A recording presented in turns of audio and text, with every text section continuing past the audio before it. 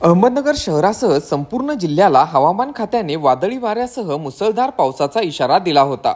कालपासून शहरासह आजूबाजूच्या भागात पाऊस काही थांबायचं नाव घेत नाहीये।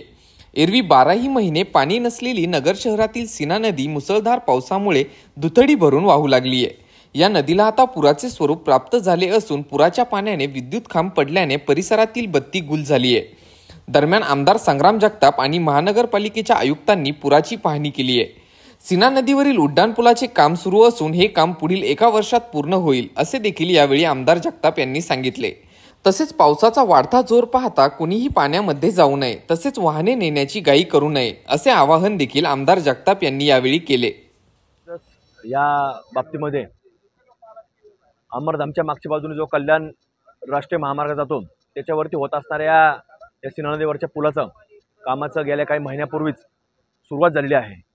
आणि खरं तर सुरुवात होत असताना दरवर्षी आपण मागतो 4-5 वर्षामध्ये नदी पात्राच्या बाबतीमध्ये अडचण निर्माण झाली आणि सातत्याने नदी पात्रामध्ये होत असणाऱ्या अतिक्रमणाच्या बाबतीमध्ये खरं तर प्रशासनाने योग्य ती भूमिका घेणं गरजेचं आहे। कारण दर पावसाळ्यामध्ये कुठेतरी पूर्वीच्या काळामध्ये असं होत नव्हतं, पण मागच्या 5-6 वर्षामध्ये कोविडच्या अगोदरपासून काही लोकांनी नदी पात्रांमध्ये सातत्याने भराव टाकल्यामुळं मागच्या बाजूला फुगवटा तयार होतो आणि म्हणून या बाबतीमध्ये इथं पाणी येतं आणि म्हणून या सगळ्या बाबतीमध्ये लवकरात लवकर प्रशासन निर्णय घ्यावा। मग ते कलेक्टर साहेब असतील, महानगरपालिकेचे आयुक्त साहेब असतील आणि या बाबतीमध्ये पूल जरी सुरू झाला तर पुढच्या वर्षी आपल्याला हा पूल नागरिकांच्या रहदारीकरता खुला झालेला असणार आहे आणि अमरधामच्या मागच्या गेटपासून तर अगदी कल्याण महामार्गापर्यंत ह्याचा पुलाचं सगळं काम असणार आहे।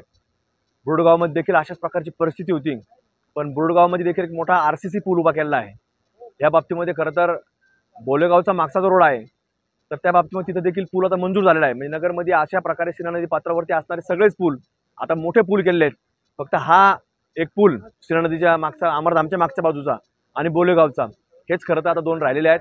हे देखील आपल्याला पुढच्या जून महिन्यापर्यंत आपल्याला म्हणजे पावसाळ्याच्या अगोदर पूर्ण झालेले आपल्याला पाहायला मिळतील आणि लोकांच्या करता हे पूल हे खुले झाले राहतील आणि त्याच्यातनं पाऊस जरी झाला तरी कुठल्याही प्रकारची आपल्याला अडचण पुलाला नदीला जरी पाणी आलं तरी राहणार नाही अशा प्रकारचं सगळं नियोजन करण्यात आलेलं आहे।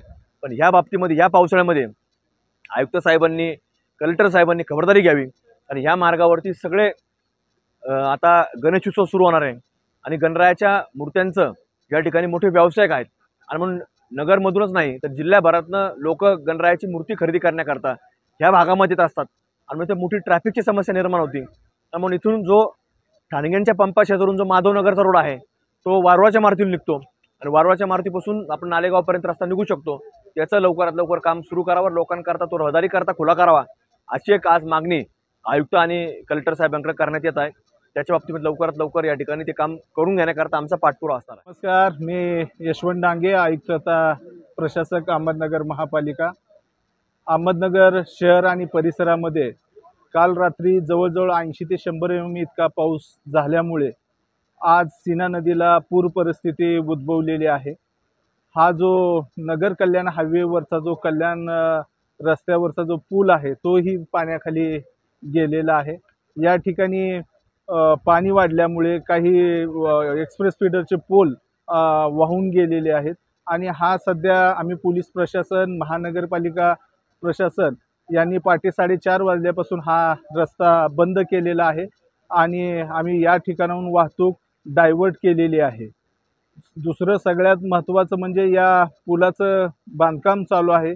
भविष्यामध्ये 1-2 वर्षानंतर हा प्रॉब्लेम आपल्याला येणार नाही।